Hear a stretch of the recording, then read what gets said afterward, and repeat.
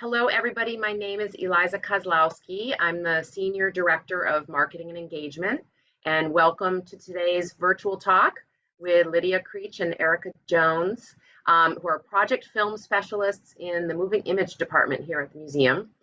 The In Focus series, you may have attended some of our previous talks. It's our effort to highlight projects around the museum, much of which is happening behind the scenes by museum staff. So you may have joined us last September. Oops, you just disappeared.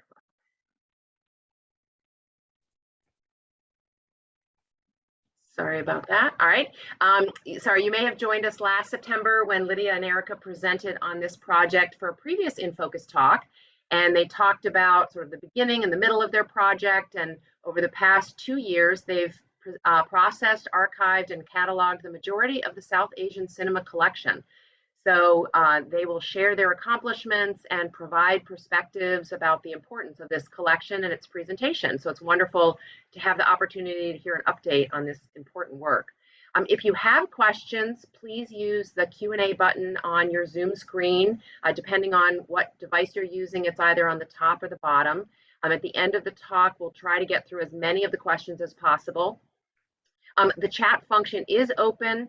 We won't monitor it for questions, but please feel free to use it to say hello. We love to have everybody saying hello to one another and seeing where people are joining us from. And we'll be using the chat to share links throughout the talk, so keep an eye on it for that. But if you have questions, please do use that Q&A button. We are recording today's talk. We'll put it on our YouTube channel, so if you'd like to watch it again or share it with others, and you'll find other previous virtual talks, including Lydia and Erica's from last September, on our YouTube channel. And the closed captioning function is turned on, so you can access that through the little CC icon to turn on captioning or turn it off. It's a wonderful tool, but it is also, it's a live interpretation, and the text is sometimes not as accurate, particularly when we're using more technical terms. So we appreciate your patience there, and we apologize if there's any confusion. So with that, I'd like to turn it over to my colleagues, Lydia and Erica. Thank you so much. Take it away. Thanks, Eliza. Hello and welcome to Beyond Bollywood, Perspectives on the South Asian Cinema Collection. Thank you all for spending the next hour with us as we provide a behind-the-scenes look at our jobs as we process and expand our knowledge of the George Eastman Museum's, or GEM's, extensive South Asian cinema collection. You might be wondering who we are. My name is Lydia Creech. I came to the Eastman in 2020 after my previous grant project ended in St. Louis. And before that, I attended school at Indiana University Bloomington for my Master's of Library Science, where I worked in the IU Library's Moving Image Archives and also completed an internship at the Yale Film Study Center. I have been working on processing large film collections, such as the South Asian collection here at GEM, for over 5 years. So while I did not come to this position with a ton of knowledge about the film industries of South Asia, I have had extensive film handling experience. Thankfully, my colleague Erica has been able to catch me up on all of the Hindi, Tamil, and Telugu language films that I needed to watch. And my name is Erica Jones. I am both a film archivist and ethnomusicologist, specializing in South Asian music and culture. As a 2020 graduate of the L. Jeffrey Selznick School of Film Preservation at the George Eastman Museum, this position has allowed me to expand my knowledge of film archiving and delve into the intersectionality of the historical understanding of film and cinema studies as it relates to the physical objects we are preserving here at GEM. Currently, we are project film specialists, identifying, inspecting, and processing these collections. We are extremely excited to be in the middle of processing these collections to make these films available for future access to both the public and academics. Our work is funded through a 26-month grant from the Institute of Museum and Library Services. We began in December 2020, and over the past 21 months, we have processed, archived, and cataloged the majority of the South Asian cinema collections here at the George Eastman Museums. Check out how IMLS recently used one of our pictures to talk about the grants they will fund in the coming year. And Eliza can put a link to the homepage in the chat. The majority of the South Asian collection is made up of 2 donations, one representing classic 1950s through 1980s Pakistani cinema, and the other contemporary Indian cinema from 1995 through 2013. Our Indian collection consists of 780 contemporary Indian film prints, which came to us in about 6,000 cans, films of reels, and also included 8,000 posters. And our Pakistani is over 400 classic prints from the mid-50s through the 80s, which were donated to us by the British Film Institute in 2016. Since we last had an In Focus talk, statistics, which we have included on the left side of your screen, we have completed processing over 7,000 reels of Indian and Pakistani films, which you can see on the right side of your screen. So overall, we've completed 986 films, and we only have 44 Indian films left to complete and 168 of the Pakistani films. If anyone is curious about our day-to-day work, please check out last year's In Focus, which Eliza has dropped a link for in the chat. And we also presented both a paper and a vault tour at the Association of Moving Image Archivists conference in November 2021 about how we deal with Pakistani film fragments that we find while working on that collection. As you saw, we are rapidly approaching completion of the goals set out in this initial grant, but we consider this to be more of an intermission than an ending. Next steps include future grants to continue the necessary work of cleaning, repairing, digitizing, and exhibiting these important collections. The rest of our presentation will primarily focus on the Indian cinema collection. Since most of it is already inspected and the end of this IMLS grant is on the horizon, the museum faces broader questions about the future life and use of these important cultural objects.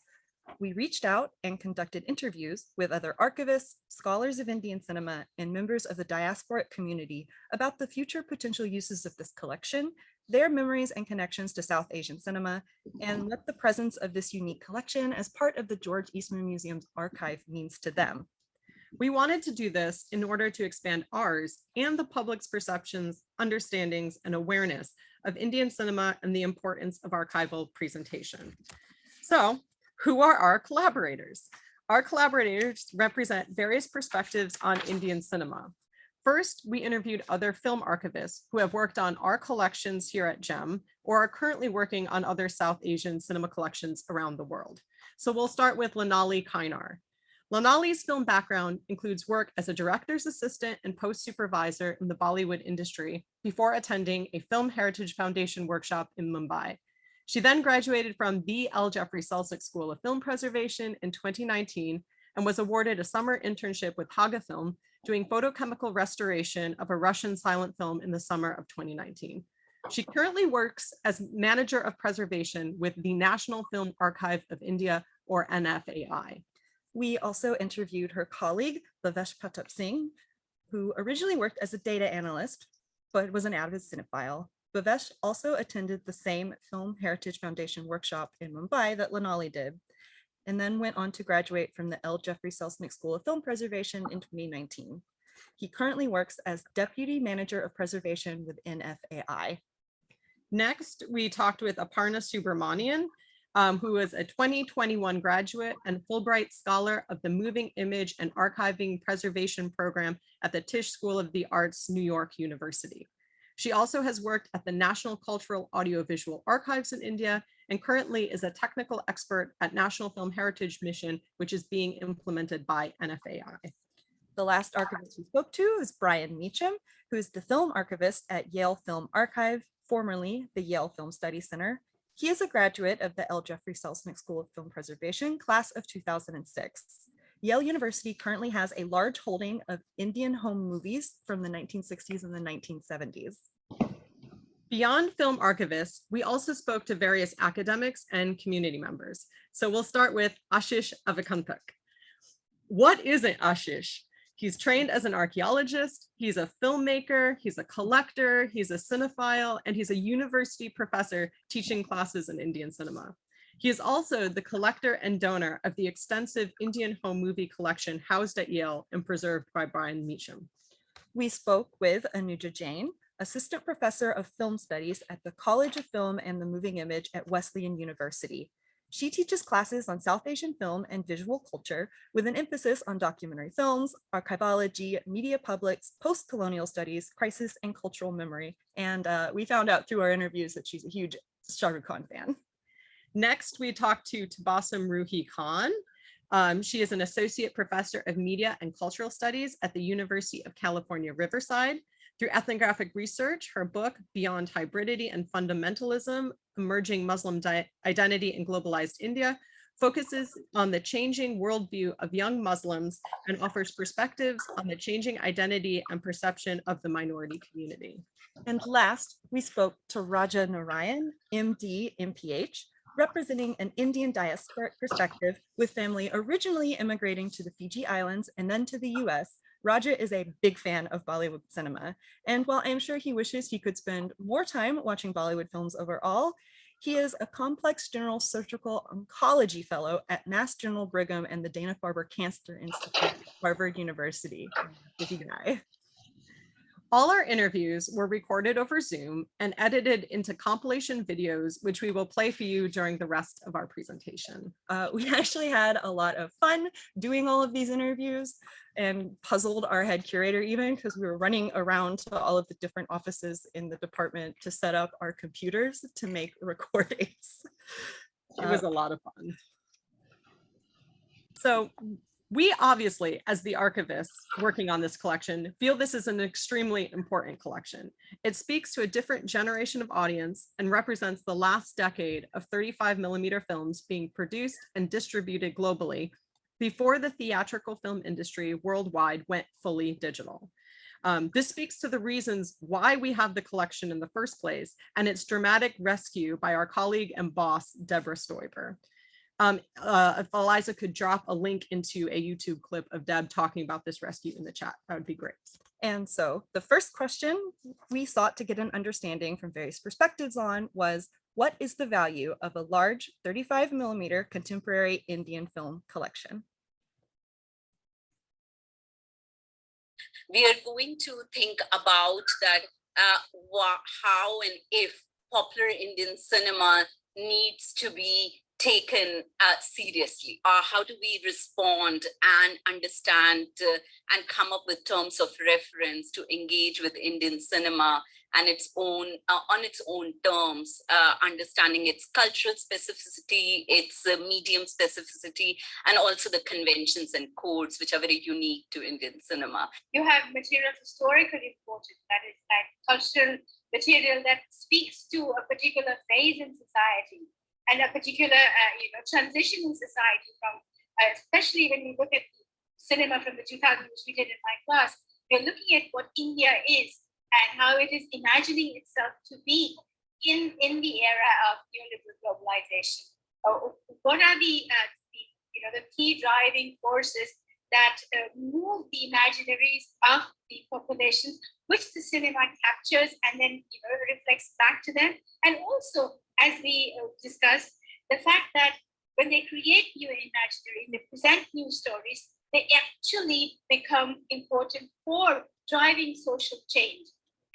It was a time and period which is important both for the American audiences, American Indian audiences, as well as for Indian audiences in India, because this connectivity which was being constructed and sutured by these cultural texts. A lot of folks will say that whatever year you leave, India is sort of the cultural circumstance that you take with you. And for our family or our heritage, that's like the 1800s or 1890s. So this was sort of our way of like uploading, getting our new iOS system for culture at the time. There's movement that they make in the movies that may sometimes be what's happening amongst the people, but it's just not commonplace or accepted at the time. And then it happens in a movie, and then it's fine for like kids to date or for like people to be married outside of their caste or their race or whatever the movie's about. Gosh, I remember one movie, I'm forgetting the name, another Shahid Kapoor movie with Amrita Rao, where she got burned as part of the movie, and there was something about like how she ran out of money for the dowry because of her hospital fees, and there was a scene where the father of the groom said, "We don't need a dowry, the love of our new daughter is enough." And that was like, of course, very different from very conservative Indian culture. And that was a movie I saw in India with my family, the early 2010s, that there was some old uncle dude that stood up and they were like, "That's it. That's the way it should be," in the middle of the movie theater, which is, I mean, I mean, that's how things unfortunately kind of trickle down sometimes, where people just think it's not acceptable or appropriate, and then it happens in a silly movie, and it just changes things. And it just goes to show you they're not so silly sometimes if they change kind of the social context. So what you have is an extraordinary piece of. Okay, I'm going to be a little condescending, but it's like the really trashy 21st century Indian cinema, and this is important. And I think what you have is a very rich body of archive. It might be trashy for us for various reasons, but you never know what it means to people 100 years later. So I think, and this is where I commend the Eastman House for such a democratized process of restoration. Like when I looked at the list of the titles, I was so pleased to see that it has not only just undertaken this immense project over the years of preserving and restoring, but how it is so invaluably not dictated by the canons and benchmarks of cinematic taste. It's a really important archive that you have, which is telling you not about just the cultural text, but also the technology, the society, its practices that underline viewing, I would say, habits and viewing pleasures that are being transformed. So your archive speaks to, I would say, a really important phase in Indian history and Indian audiences' expectations from their cultural text, and the cultural text shaping of expectations, the kind of circular relationship that becomes really important, specifically in this period of time, and the diasporic audiences, Indian audiences, sort of meld in seamlessly into one large audience. We were expecting academics to have a different evaluation than archivists or community members, but during editing, we discovered many of our interviewees' answers actually spoke to one another. They spoke about the ways our collection captured a changing social and technological period in India's history. They also talked about the perceptions of this period in Indian cinema, both good and bad, but ultimately agreed that these films influence everyone differently. And Raja's example is from the film Viva, which we do have in our collection, and included a picture, we think, of the scene he described, where the father-in-law declares he is bringing a daughter home, not a daughter-in-law. And Eliza, we have an IMDb link in case people want to see more about Viva. And beyond the content of the films in our collection, we also sought to understand what is special about 35mm film as a medium and form of cultural heritage. Cultural heritage can be transmitted by these feature films, but the term also includes home movies and other visual forms. Brian and Ashish especially speak about Indian home movies on film. So while home movies may differ in gauge, which is the size of the film, and the content, the storage problems and life cycles of home movies and Indian feature films are remarkably similar. For example, temperature-controlled vaults to properly store films long-term quickly become expensive in hot climates like India's. And so we asked them to describe the importance of preserving 35mm film.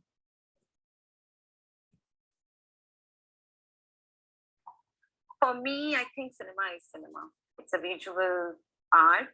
And as I used to work on set, I know how much efforts everyone puts to make that part of visual memory or a visual history. So it's a film, it's an industry where a lot of art form is still getting preserved. Their local music, their local dances, their local culture is getting preserved in a form of visual memory. In a country like India, where there's so much of energy spent into money spent into making one movie, the moment it's showcased on a large screen and the profits are made, the object is forgotten. Obviously, in India, equipments are not being preserved. It's a different question. Objects are not being preserved. People are not. Equipments are not being preserved. But you see, we always say, the film object is being made into bangles or handbags. Usually what would happen to film, and this is again, we can talk at length, is that a lot of prints in India would eventually be melted for their nitrate content, especially early black and white cinema. So we don't have actually virtually no or very little of early silent cinema. And then exactly because everything would be melted for their silver content. And then later on, films would be melted, prints would be melted for their cellulite content to make bangles, an industry that still continues. Film is surprisingly resilient. These films were made by amateurs who didn't necessarily know exactly what they were doing beyond the instructions that they were given by in the camera and on the roll of film. They were processed and then sent back to the creators, who then screened them on any number of different types of equipment of varying levels of quality and status of repair. Then they were stored in a very hot and humid environment for sometimes, between 30 and 40 years. Some of them suffered various different types of indignities and damage, whether it was a poor wind or sometimes water damage, things like that. Do any of those sorts of types of harm to a digital object, and you're out of luck for the most part. But this film, even if it suffered from water damage and a poor wind and it wasn't on a reel, we have still been able to sort of extract images from it. You put it on the scanner, you wind through it, and even if you see, one half of the image is flickering every 5 frames because there's a big blob of missing image, you can still tell exactly what's going on. As in like the work of Bill Morrison, these images sort of emerge from the shadow or from the loss or from the cloud, and they're very moving. It's completely unintentionally moving. It's people working at a fish processing plant, but someone's disappearing and reappearing, and there's some real magic to that. And I just think it's something that maybe people don't know. That people think about nitrate being flammable and all these safety and all these silent films being lost and projectors being hard to operate and hard to find. But when it comes down to it, film is incredibly resilient. And these films have survived where, as she said, they are completely ephemeral. I don't think many people expected them to survive.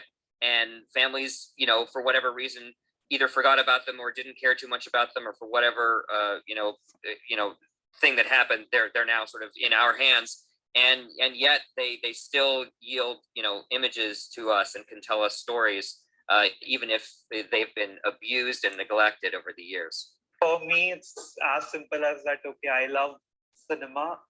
How do I watch cinema, or how I watched cinema for like first 20 or so years of my life was 35mm film. So by default, it just attains like extreme amount of importance. Like that's how the films were presented to the audience. That's how I watched growing up, in cinema halls. So how can it not be, or how can one even not think of, preserving it or taking care of the material? But immediately it is to me, that's how films were presented for 100 years or even more. So, and we have just not even, we have not even been a decade without 35mm, just like few years. So it's still very much part of cinema, and it is our, like, for us archivists, it's our duty to ensure that it stays there for as long as it can. I think our job is just to see it doesn't get destroyed. And for me, that's a principle. It's a very archaeological way of thinking, a very heritage-centric thing, is that you do not let objects of past disappear. You hold it, and then let the future generation decide what they do. And again, it's an interpretative zone. In archaeology, that's what we did, and everything will be interpreted differently by different generation. We will never have any control of that. Yet still, the images persist, and it's always a really incredible reminder to me of what a brilliant invention the film medium is. In this video, you can see that the archivists tended to speak about preserving films as objects. On the one hand, you have the fact and the importance that they are on celluloid, or the material film is made of and which is being recycled for bangles. On the other hand, others spoke about the experience of viewing these films on film as an essential historical aspect of cinema and societal change. And if you're curious about the Bill Morrison reference, we found a YouTube trailer for one of his documentaries, Dawson City Frozen Time, that might give you an idea of what Brian was talking about. Naturally, all of this film talk led us to ask the archivist that we interviewed what is one thing they would like everyone to know about their work. We often get stumped explaining to others what it is exactly that we do, so take a listen to them explain in their own words. So, yeah, one thing you think people should know about the work of a film archivist. Yes, people should know that film archivists, or for that matter, any archivists, are doing very valuable, immeasurable work. We are a custodian of a memory. So the work film archivists are doing is very important. And I would tell people that how do you say it, respect or give that kind of a stature to a Mona Lisa frame in a museum, like the museum kind of a stature. Just because the film has various copies and it goes through different theaters, but the film as an entity, as a narrative, is one which reaches to the audience in a different forms of feelings. You can cry and laugh or feel a lot of emotions in this from 1.5 hours into, in the case of Indian cinema, sometimes 3 hours span. You get so much of experience. So I think it's as important as having any precious material in the museum. Number one, people should know that it is work and not somebody's passion. Apart from passion, it is a profession. It needs to be acknowledged as a profession. I believe that problem is there more in India. I think it's also there in the US. It's there globally, rather. This has been my experience through, NIAP, Fulbright, or working in India, working in US. My cross-cultural experiences taught me some of the roadblocks the profession faces is pretty global. It's not specific to particular regions. So that so much of painstaking effort is going into preserving something. I think a lot of people need to respect the labor of archivists. I used to take it for granted that everyone knows about 35mm film, even during the digital era. It's only I realized sometime later that no, people really didn't care about the medium. So many people were just not aware. So as an archivist working with 35mm film, yes, that's what I wanted people to know. That is one of the fundamental things which film archivists do, handling 35mm film. Now, talking about National Film Archive of India, I think people should know the kind of efforts archivists put in human-to-human relationships. Like in our office, it's just extremely important to maintain those relationships with everyone. It's not just people in the office, it's just people in the industry, in the field of film preservation, the experts in archiving, literally everyone. And I deal with 50 different people in a week. I never thought I would be doing that in my life. And to do that smoothly is just, while keeping you calm at the same time, is just incredibly difficult. I particularly enjoyed these answers as they speak to physical, intellectual, and interpersonal labor that we do as archivists, which is not just watching movies all day, some of us. Yes, I tend to watch more movies a day than Lydia, but I enjoy them. Bhavesh's answer also brought up thoughts from my own academic background.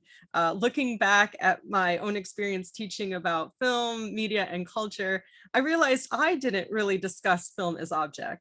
It is a concept taken for granted as we have access to almost any film or clips of films or specific scenes of films that we can find on DVDs or the internet.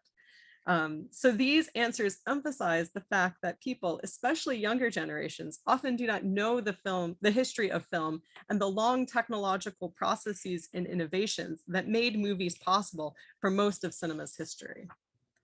One of the most important things going forward is promoting the South Asian cinema collection to others who may not know the Eastman Museum has it or aren't convinced as to why it needs preserving. We asked our interviewees for some ideas about how to advocate and use our collection going forward. And we use pictures from two of India's biggest superhero films on this slide, since we feel like the superheroes of preservation. On the right, you see a Rajinikanth film, and actually Lydia very nicely made a cross stitch of Rajinikanth, which is in the background for me for my birthday. She knows I love him. I don't love him, he smiles too much. Yeah, she thinks he smiles too much. I think it's fun. But so Robot is a Bollywood or a Tamil language film. And on the left side of your screen, you see images from Raw One, which is a Bollywood or Hindi language film. And in this scene, you actually see Shah Rukh Khan's character as he meets Rajinikanth's character from Robot. We found this really fun because we actually both inspected these films in the same week. So I was doing Robot and she did Raw One. I was like, is this your movie? It is. And so we were comparing the two back and forth, which was really interesting for us. And it just emphasizes the interconnectedness of all of Indian cinema and the importance placed on the star power of these two iconic actors. So how do we promote and advocate for these collections and their importance as? It may be more important to try and introduce these movies to people that don't have that much of experience in South Asian movies, because sometimes, that may be even more important, is to share that experience with people that haven't had the joy of that in the past, and to see and find something new, because that's sort of the gateway with a collection like this. You watch one movie that you think is amazing, and suddenly you have decades and decades of film that then you can experience and enjoy. That may be sort of the greater benefit of having a collection like this in a place that isn't necessarily specifically within South Asia or the Indian subcontinent. The whole world is a home. Some of these films were made where people from India are going to America to shoot, then it goes back to India. So I don't have any nationalistic fixation. Oh, that needs to go back. I think the important thing for me, very clearly, it needs to be preserved. It needs to be, this is intensely ephemeral. If we don't save it, it will die. And that's, it's like we have I think of it as a historically important activity. And for me, it's just not just a mere fetish of collecting objects. It is for me a way to preserve history. And that also comes from my training as an archaeologist.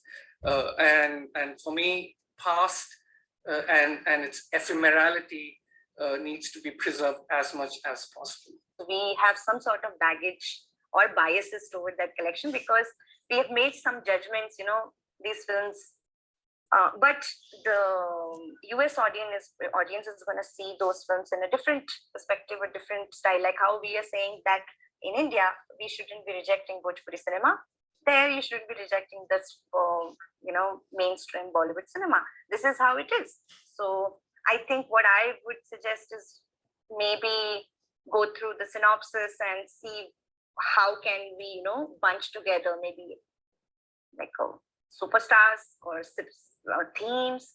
I think this is where I feel is the life of the collection beyond the work that we've done, like this time and the labor that has gone into preserving this, that I would really love to see either a special program that that you both or the collection can curate, and you can always organize the film series around genre, stars, themes, like time period. So even, the film collection which you have worked on, the Indian cinema, which is there, it's from like early 2000s, but the thing in India is that, 90s is one of the most derided decade of Bollywood. People say it had absolutely nothing to offer. So some people would say 80s is even worse. But now, if you see, like one of the very famous Indian actors who was a huge star in 90s, Govinda, people would consider him back then as a nonsensical actor, his comedy being nonsensical. But he's now being reevaluated.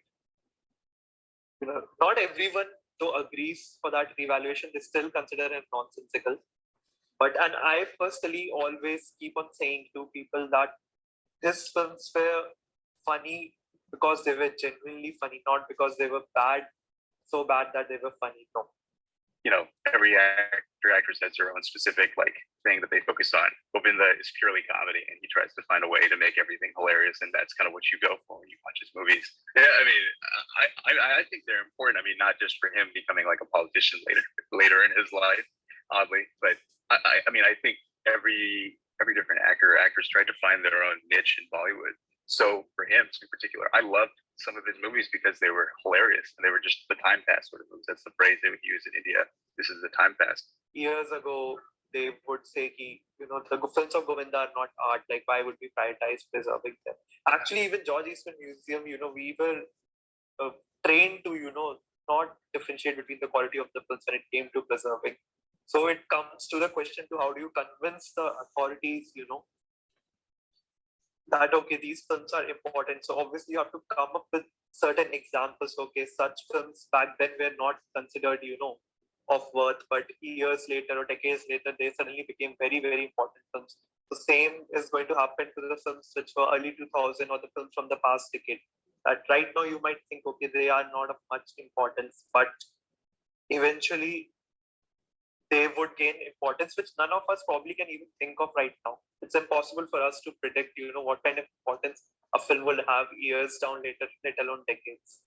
Well, I mean, honestly, I think if you try to advertise it to the networks that people of South Asian heritage kind of tap into, that's on Facebook, that's, in the radio as well. There are random radio stations that are just dedicated to Bollywood music, and also like random, like network, like TV. I remember when I was in the Bay Area, Channel 26, Namaste America, every Sunday morning is what we would watch at home. I'm sure there's an analog of that in Rochester as well. I think you should let all universities who have a South Asia program know that you have this collection. I mean, you have what, 700 plus titles? So you're good for years. Through these interviews, we got a lot of good answers, including working with the local community. This past year, as seen as the picture on screen, we worked with the India Community Center of Rochester on a film poster exhibit where they displayed posters and film can lids from our collection. But mostly, we heard about the importance of curating screenings of these films and providing background about why they are important in the form of pre-screening talks and introductions. Finally, we asked everyone a fun question. What is your favorite Indian film? We did this to get to know our interviewees a little better and then to provide you guys with some ideas of Indian films recommended by experts. And the cool thing about a lot of their answers is that many of the films they mentioned are actually in our collection. And this is a question that we end up getting a lot. And it's always interesting when we're together and we get asked this, because Lydia gives me a librarian look that says, Erica, is this going to be a good Bollywood that you're going to recommend, or is it going to be one that you really enjoy that's not so great? So we have also put on screen some pictures of recently inspected films which we have enjoyed. As you can see on the bottom left, you have the star power of Shah Rukh Khan once again, where he asks, "What to do? Girls just fall for me." And then right above him, we've got a picture of megastar Ram Charan, who was recently in the new Telugu film RRR, which we saw in theaters and really enjoyed. And on the right side of your screen, before we go to the experts, you can see a picture from Patiala House where you're being asked, have you seen Om Shanti Om? And Eliza, if you'll drop the IMDb's as the titles are mentioned, or you can do it at the end. I'll give a very standard answer, which is that our print of Om Shanti Om is wonderful and very popular. We've had graduate students who have presented screenings of that film recently. We've had loan requests for that film, and it's just I love movies about movies and filmmaking, and the time that the fact that it's set in 2 different time periods and you have all these doubles. It's just an extremely fun film to watch, and our print of it is lovely. I would say near perfect.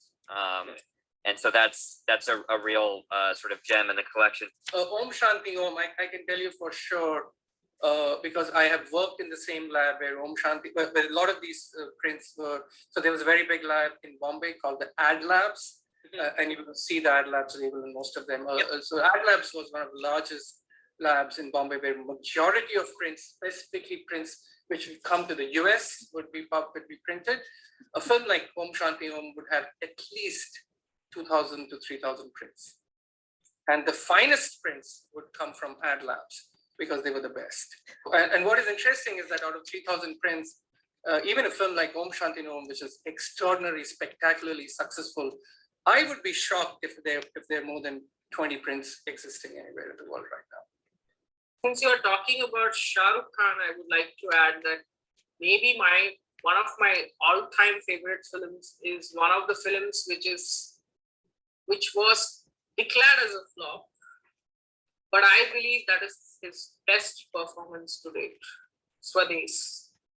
Like, he usually acts for the masses. It's that one film where he's acted for himself, I believe. So there's this film called Lions of Punjab, not the usual Bollywood. So I would definitely recommend you to watch that film. There is a journalist in that film who kind of questions the event manager. Like, don't you think they see diaspora seeking cultural inspiration from Bollywood, which is culturally bankrupt? A very true line, obviously. It's making fun of all the journalists or Bengali journalists in India. I guess the two of them come to mind, and I think for very different reasons. My go-to to recommend people that have never seen one before is Lagan, because it's a very classic movie that people very easily get into, and it's just a nice family film that also had picked up some Oscar buzz the year that it came out. It's very well acted and has a really great story of how they had a community of people that were never actors before that got into the story, that were able to tell the history of that time, which was just an incredible feat to do. And I have a lot of respect for Amir Khan, and I love his movies too. So I think he's always a good bet when you're trying to give someone a new experience. The other one I would say is a more recent movie, Kabhi Alvida Na Kehna, which is just so different from other Bollywood movies because it's very modern and it gives more of a real take of how romance can go well and then go poorly. And it's more realistic now, and I think it keeps with the modern times better than the idyllic perspective that we try to bring with us. It's, kind of harkening back to what I mentioned about us staying in like old classic Indian culture of whatever we thought it was coming from PG. It's refreshing when you see movies like this that say, sometimes things don't work out and things end, and then you have life after that. And that's the sort of perspective that you certainly are not given growing up in a very conservative family. And it's important to have lives like that shared and told about, because otherwise, when people have that happiness, they're lost. I think the theater gave me an experience and an understanding of how cinema speaks to people across boundaries of nation and language, because they would be subtitled in Arabic when we went to Russian concert doors. And then coming back to India, I think I came back to India in the aftermath of the Gulf War, and the movie that was released just I think following, again 91 or 92, I think early 92, was a movie called Lamhe. And I think that's Lamhe is 3-day in a double row. And that became one of my favorite films, because that was the initial stages when you were recognizing existence of diaspora audiences. And being a diaspora, I really appreciate it, because here is somebody who lives in London, but is all very, very, very Indian. And that sort of spoke to our experiences. We may not have grown up in India, but we were very, very, very Indian. So that became a really particularly favorite film of mine, specifically because, I just sort of left Kuwait at that time, and there weren't that many films that really included the diaspora in the digestion, or it talked about their storylines or how do they fare. So for the very sake of that, I think Lamhe became very important. So it spoke to both experiences, the Indian and the diaspora experience. So I think that would be my all-time favorite film. I actually can tell you which film. So one of the films which I watched was, it's called Ek Doctor Ki Maut. If I remember correctly, the English title is The Death of a Doctor. It's by starring Pankaj Kapoor, and directed by one of the famous Bengali film directors, though this is a Hindi language film, Tapan Sinha. This film for me is very true representation of the India which I have grown up in, like the India which I've always seen around me. I have never encountered more true a film about India as such.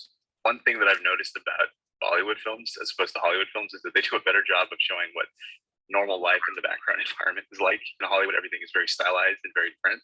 Bollywood, I think, does a better job of just showing like raw footage of random people on the streets, which is probably what they do exactly. But to answer the question, what is one most important film? It is the film with which I have consistently, ever since I found it, it is my opening film for my History of Indian Cinema class. It's Om Shanti Om. And what I really love about the film, that it, instead of responding with embarrassment to the criticism that popular Indian cinema often gets, that these are just song and dance spectacles of men and women running around the trees and dancing with few hundred other men and women in the background, or it is over the top melodrama, or Indian films have this absence of verisimilitude. I think what Om Shanti Om manages to do is that it really reminds us of the immense pleasure that these time-worn conventions and these formulaic features have offered in the past and continue to offer. So I think the film is very smart. It literally, from the opening shot, it winks at us and shows us the love of these conventions that are very unique to the idiom of popular Indian cinema. And then over the 2+ hours, they remind us that what is really the appeal of popular Indian cinema, that what is distinctive about it, what are the multiple pleasures that popular Indian cinema offers. And I think it's one of the most important films because it foregrounds the conventions and the formulaic features which define popular Indian cinema.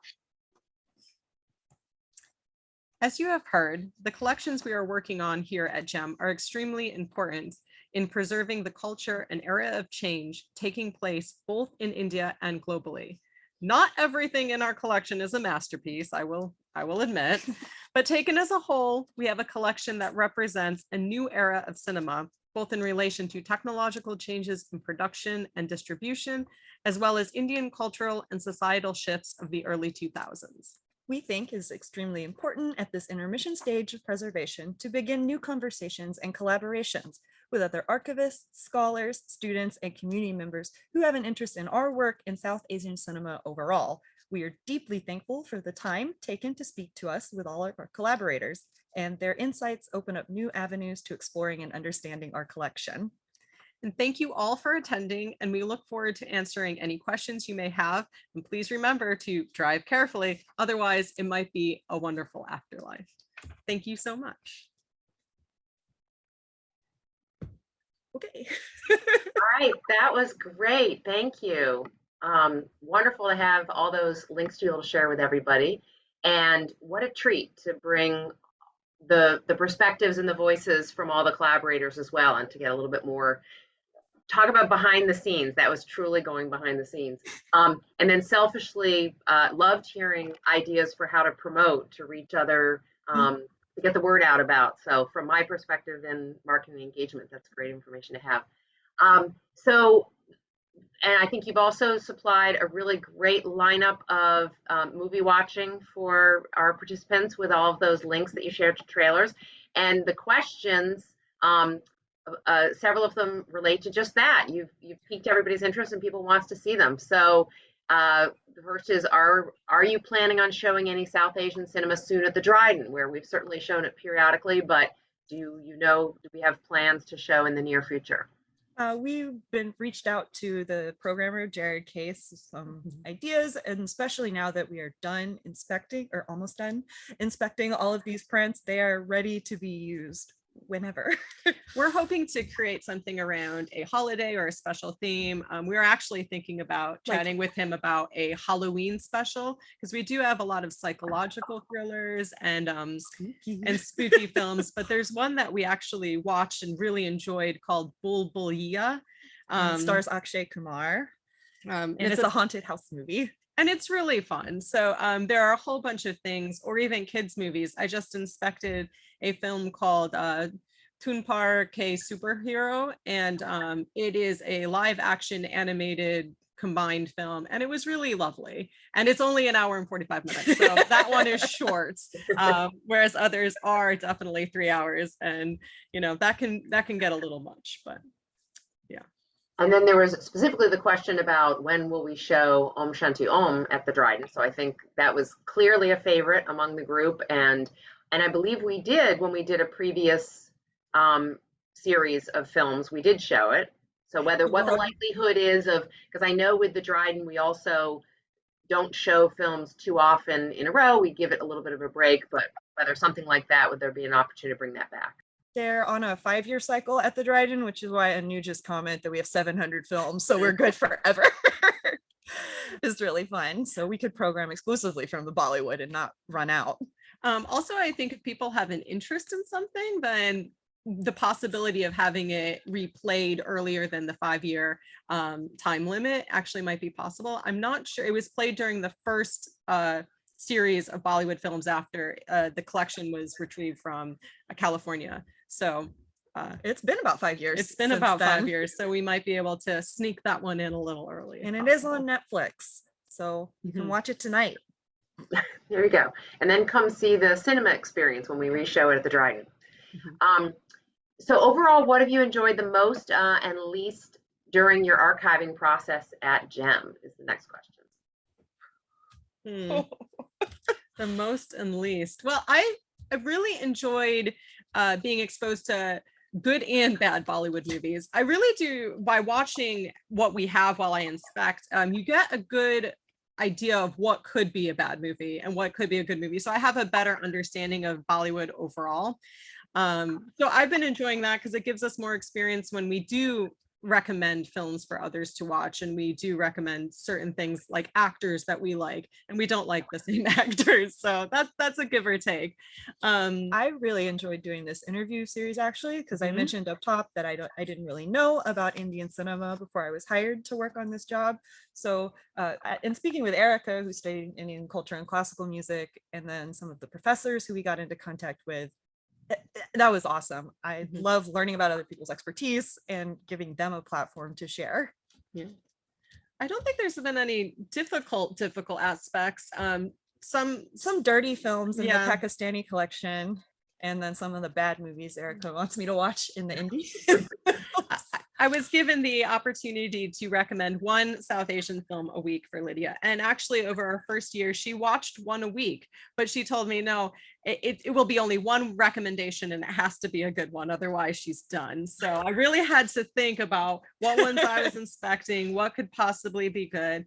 And even getting some other ones and getting our colleagues together at the museum in the moving image department and saying, hey, let's do an Indian night. Let's have some Indian food. Let's watch a Bollywood. So we've done a bunch of those, and we're looking forward to kind of continuing that as we go forward.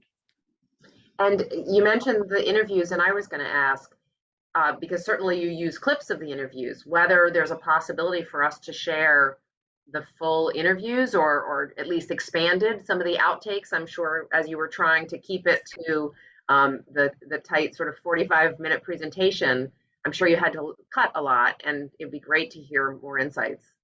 For the blog that we'll write to follow up with this, we did do another clip to put in it of everyone's favorite experience of going to the movies. Going to the theater to see an Indian movie, because we got some really good stories.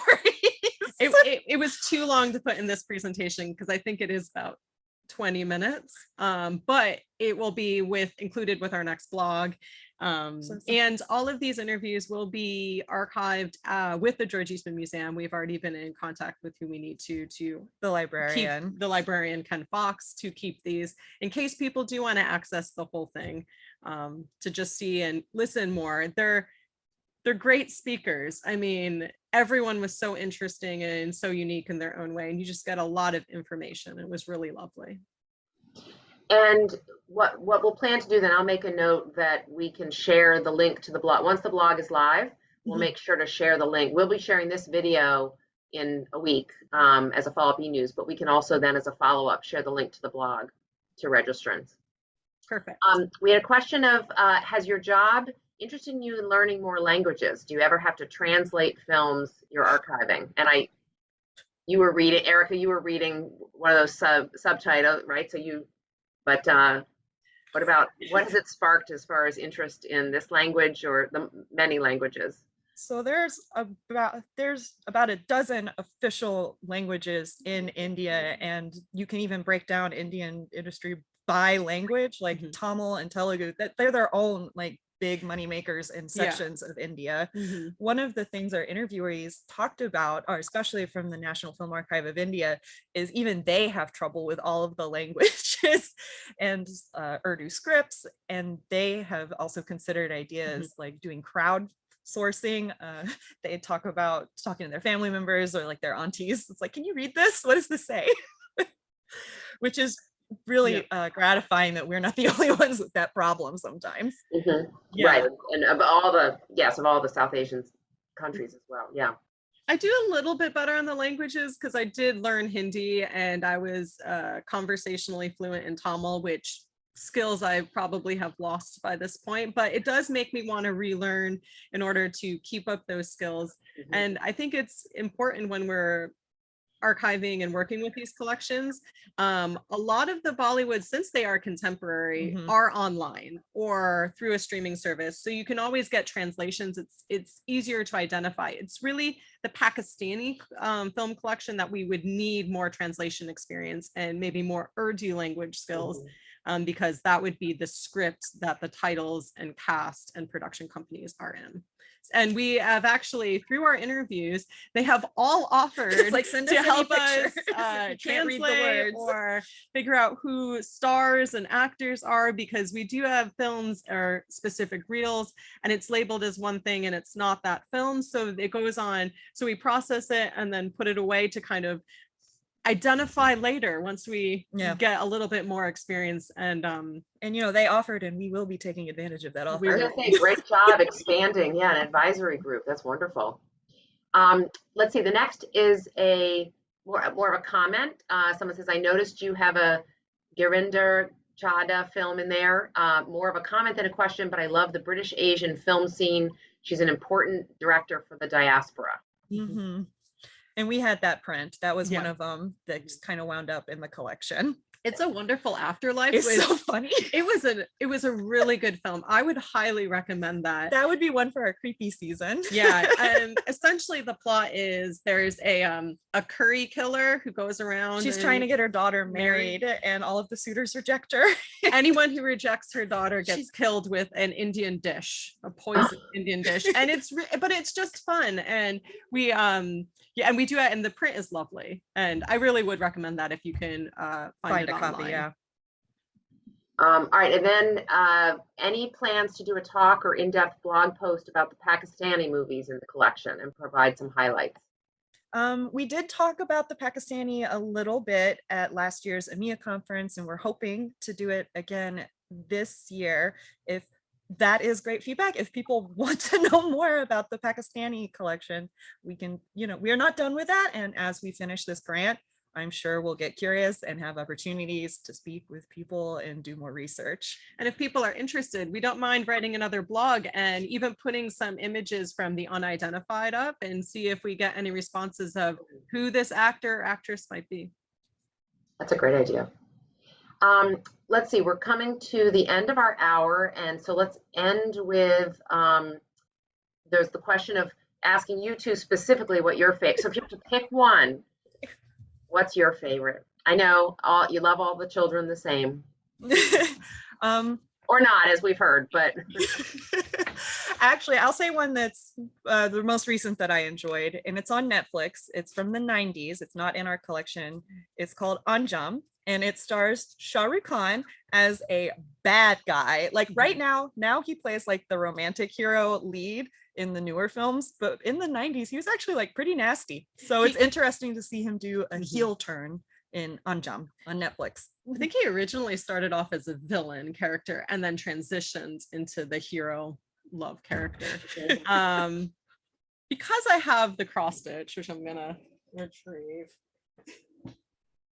I guess Yes, I was gonna say, yeah, give us a closer look. There, wow. I think this is based off a film called Chandramukhi, which is also a good Halloween film. And we don't have this one, but we have the Hindi language version, Bulbulia, which would be really lovely to see. So if you guys can see, this is lovely Rajani Khan. Yeah, you've got some good handiwork there. That's she does. So I think Yeah. that would be one of my favorites. Okay. But yeah, there's so many good ones. And somebody had added too that it might be a fun Instagram idea to post images of film and ask people who they think it is. So as a way of yeah, that'd be fun. And then a great comment just that I think we all feel, which is thank you for what you're doing to preserve this for the future. And just want to thank you both for presenting, sharing so much of this story, and that you've been able to bring us along in the multiple years of this project, and then through the blog, share a little bit more. And so, as I said, we'll get that out to everybody. And thanks to everybody who joined us today as well. We appreciate it. We wish you the very best for the rest of your day, and hope to see you either at the museum with some of our in-person talks, or again, virtually, since we know that people are really joining us from around the world, which is exciting. So thank you all. And Lydia and Erica, thank you again. Thank you so much.